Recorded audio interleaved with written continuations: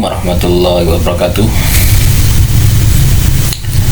Materi kali ini tentang waktu, ya, waktu yang baik untuk melakukan riyadhah, ya, atau membaca amalan atau membaca mantra, ya. Ya, ini tergantung teman-teman, ya. Jadi kenapa saya bilang ini tergantung, ya? Karena setiap orang itu mempunyai kepentingan, ya, atau aktivitas yang beda-beda teman-teman, ya. Ada yang bisa pagi, ada yang bisa malam, ada yang bisa siang. Jadi disesuaikan aja, ya, disesuaikan aja, tidak harus, ya, tidak harus, ya. Jadi sebuah keilmuan itu, misalkan, ya, ini harus dibaca jam 12 malam tepat, tidak boleh kurang, seperti itu. Ini juga akan menimbulkan sesuatu yang membuat kita itu terpaksa, gitu loh, terpaksa melakukan amalan ini. Nah, kedua, kita kadang tidak bisa, gitu loh, untuk mengamalkan amalan ini, ya. Padahal tujuan orang membuat amalan tersebut, ya, mengijazahkan amalan tersebut agar amalan tersebut bisa diamalkan, ya, untuk waktu bisa menyesuaikan, ya. Teman-teman berani deh, ya, berkreasi seperti itu, karena ini kaitannya dengan wadah batin teman-teman, ya. Kaitannya dengan wadah batin teman-teman, kaitannya dengan spirit teman-teman, ya. Wadah batin teman-teman, katakanlah, ya, saya kasihkan ijazah, katakanlah Anda harus baca ini 1000 kali, ya, jam 12 malam, ya. Anda baca 100 kali sudah pusing, gitu loh, ya, ya. Akhirnya yang 900 kali itu akan dipaksakan, jadi terpaksa, justru itu akan menjadi gagal, teman-teman, ya. Jadi teman-teman, ya, misalkan ada sebuah keilmuan yang saya post, ya, katakanlah itu 1000 kali, teman-teman mampunya 100, ya 100 dulu, dicoba, jangan dipaksa sampai 1000, nanti oleng teman-teman, ya. Ya, itu yang membuat gila itu, ya, di situnya teman-teman. Anda berharap lebih, ya, berharap lebih, istilahnya agar cepat tercapai apa yang Anda cita-citakan. Akhirnya Anda fokus pada hitungan tadi, fokus pada hitungan, fokus pada waktu, sehingga, ya, totalitas keikhlasan dalam mengamalkan sebuah amalan ini tidak tercapai, sehingga penghayatan, ya, penghayatan terhadap sebuah amalan itu tidak ketemu, titiknya itu tidak ketemu. Anda hanya menjalani rutinitas belaka, gitu.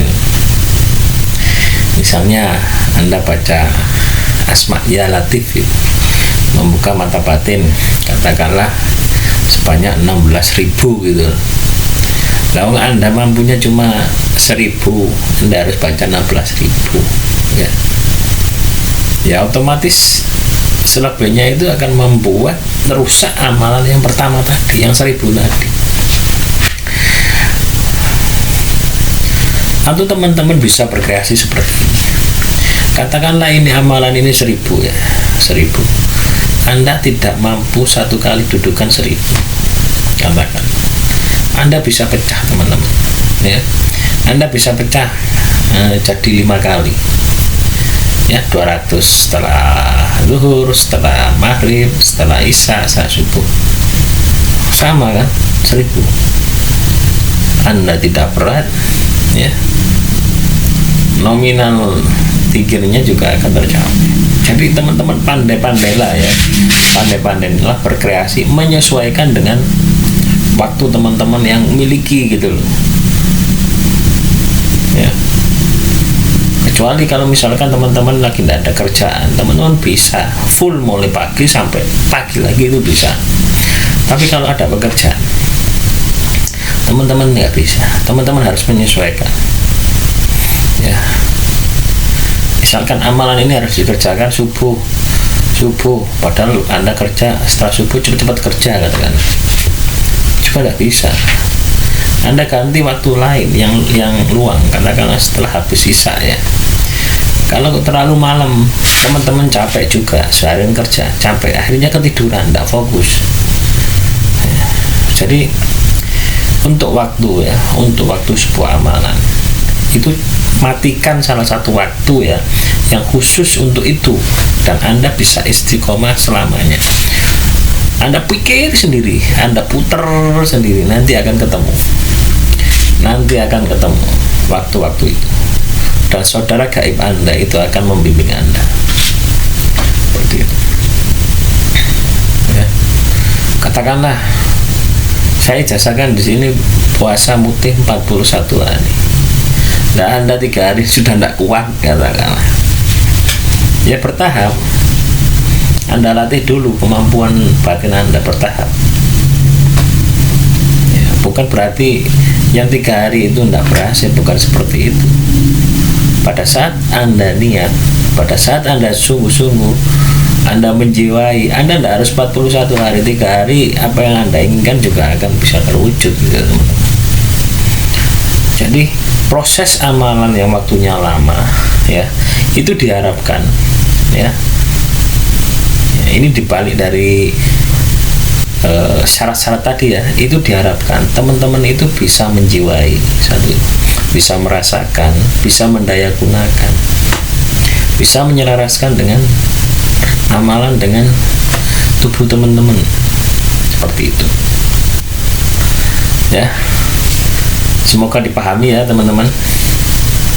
Jadi tidak ada baku ya terkait dengan syarat-syarat laku tirakat ya.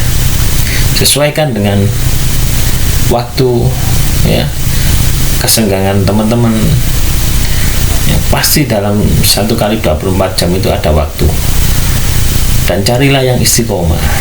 Istilahnya apa? Berkelanjutan ya.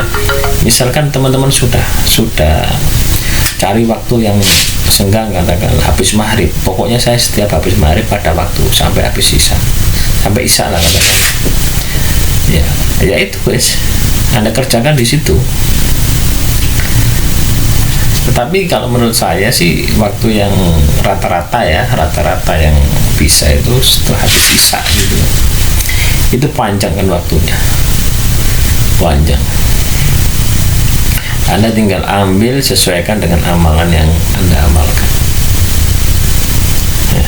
Dan untuk amalan ya teman-teman ya, tidak perlu harus banyak dulu, sedikit-sedikit aja gitu, menyesuaikan ya, menyesuaikan dengan kebiasaan, satu kebiasaan, kedua wadah batin teman-teman, sehingga tidak kaget atau drop ya nanti.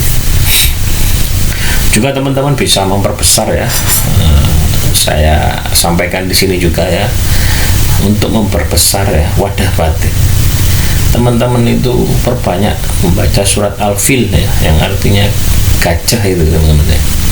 Jadi sugestikan ya pada saat membaca surat Al-Fil ya. Kalau tidak salah Al-Fil itu alam taro kaifa fa'ala rabbuka bi ashabil fil, itu surat itu teman-teman. Anda sugestikan ya, tubuh Anda ini seperti gajah gitu, atau seperti gentong ya, yang diisi itu terlalu isi terus gitu, tidak cukup, kan membesar terus. Nah, ini bacalah habis sholat 5 waktu 7 kali. Nah, insya Allah teman-teman akan terbiasa dengan zikir, katakan ayat kursi 1000 kali, ayat kursi 10.000 kali, itu akan terbiasa nanti ya. Ada juga ya amalan itu dilakukan pada segala aktivitas, ada teman-teman, jangan kira teman-teman ya, tapi dilakukan dalam hati ya. Sambil bekerja Anda baca amal, hitungannya bagaimana? Tidak usah dihitung. Jadi seikhlasnya itu seperti itu ya. Saya sering mengamalkan seperti ini, tapi tidak bisa istiqomah teman-teman ya. Tapi kalau teman-teman istiqomah, katakanlah itu juga bisa gitu. Misalkan teman-teman dari rumah ya pergi ke tempat kerja, daripada di jalan naik motor katakan, atau naik mobil, atau naik angkot, pikiran kemana-mana, katakan baca amalannya. Misalkan baca amalan sholawat nuril hati, ayat kursi, sampai nyampe tempat kerja, seperti itu. Jadi banyak waktu ya, banyak waktu yang teman-teman bisa memposisikan amalan itu pada porsi-porsinya ya. Tapi juga ada sisi negatifnya teman-teman ya. Nah, yang pernah saya alami itu saya nggak kelihatan gitu, katanya orang ini nggak kelihatan kalau ada saya ditabrak gitu. Tapi nggak apa-apa, saya mobilnya yang hancur 2 kali pada hari yang sama gitu. Nggak kelihatan semua orangnya, entah itu karena efek dari amalan itu ya. Kebetulan saya baca sholawat fatih ya, sholawat membuka dan penutup. Teman-teman bisa lakukan seperti itu, istiqomah kan. Misalkan teman-teman mau bekerja ya katanya, biar rezekinya banyak ya, baca sholawat nariyah katanya, atau sholawat adrikni ya. Assalatu wassalamu ala sayyidina ya sayyidi ya Rasulullah, kalau tidak salah seperti itu. Khalat hilatni adrikni ya Rasulullah, atau ya sayyidi ya Rasulullah, ya sayyidi ya Rasulullah, ya sayyidi ya Rasulullah. Dalam hati aja, tidak usah dibibir gitu. Nah, kalau teman-teman sudah terbiasa ya berzikir ya, dimanapun berada, teman-teman nanti akan tahu ya. Misalkan bertemu dengan seseorang gitu ya, yang dia itu memang mempunyai spiritual tinggi gitu, mempunyai daya gaib, teman-teman akan dapat merasakan tanpa harus teman-teman mempelajari meditasi segala macam. Kalau aktivitas zikir seperti itu teman-teman lakukan ya. Jadi tidak ada istilahnya ya, tidak ada waktu untuk mengamalkan sebuah amalan ya. Dimanapun Anda berada, Anda bisa mengamalkan amalan itu, mantra Anda ya.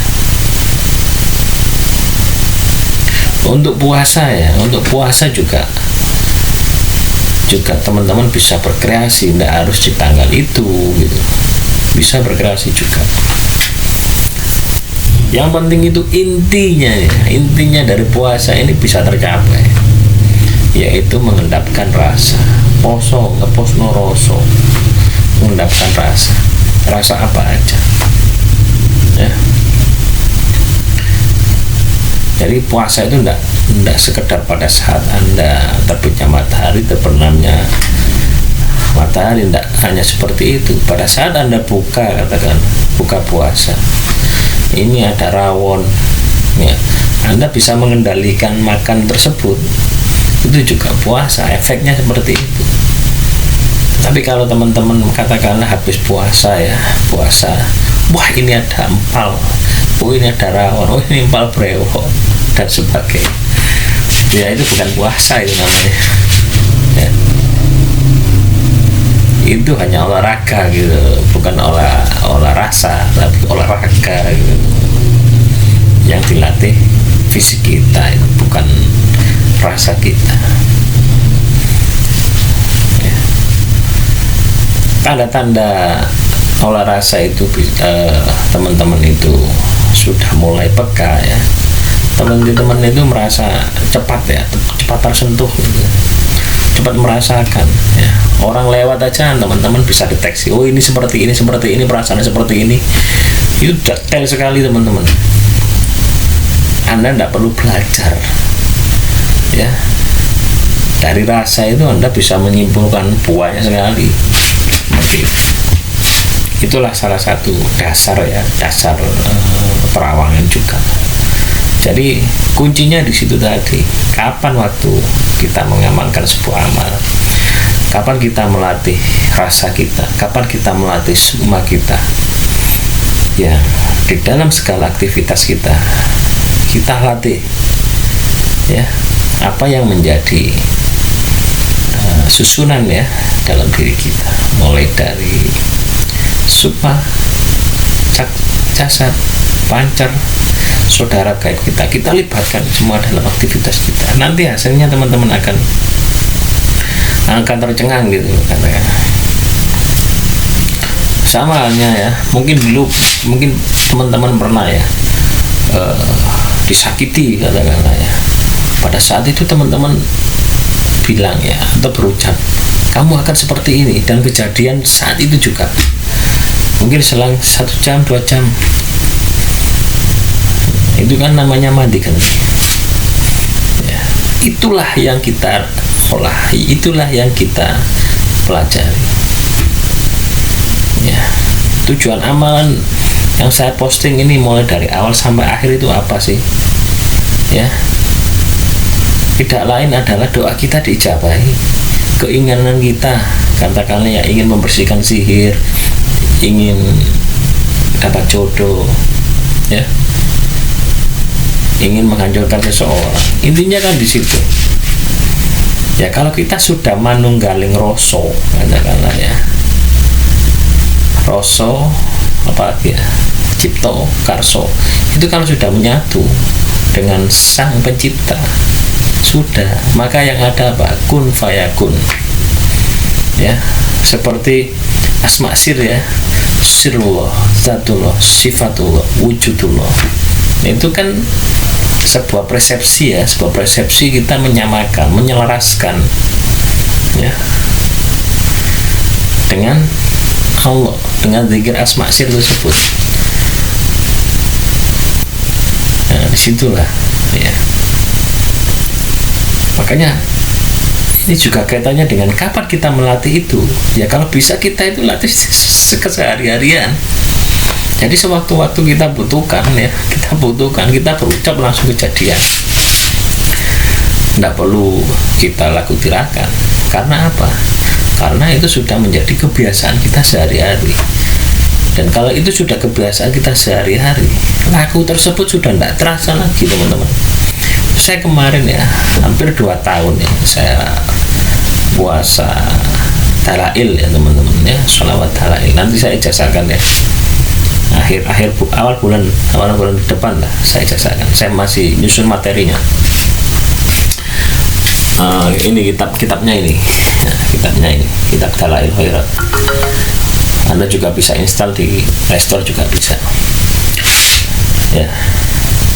Itu juga seperti itu teman-teman. Awalnya kita puasa itu 1 bulan itu kerasa, bulan kedua ketiga sudah nggak kerasa, sudah kayak biasa lah gitu. Seperti itu. Sama halnya teman-teman, kalau teman-teman sudah mempunyai waktu, mempunyai kebiasaan mengamalkan sebuah amalan ya, nah, maka sesuatu itu akan biasa ya. Dan tentunya waktunya yang baik untuk mengamalkan sebuah amalan teman-teman sendirilah yang tahu. Teman-teman sendiri cari ya, dari hari Senin katakanlah selama 24 jam, dari 6 pagi sampai jam 6 pagi lagi, 6 sore ya, atau 6 pagi lagi ya, 24 jam ya. Itu cari titik di mana teman-teman itu kosong, satu itu. Atau pada saat teman-teman aktivitas bisa digandeng seperti itu. Kalau teman-teman pada saat aktivitas bisa melakukan seperti itu juga salah satu cara ya, pecah raga teman-teman. Kedepannya seperti itu, pecah raga ya. Satu ya, teman-teman baca wirid, satu teman-teman aktivitas kerja. Itu juga melatih. Jadi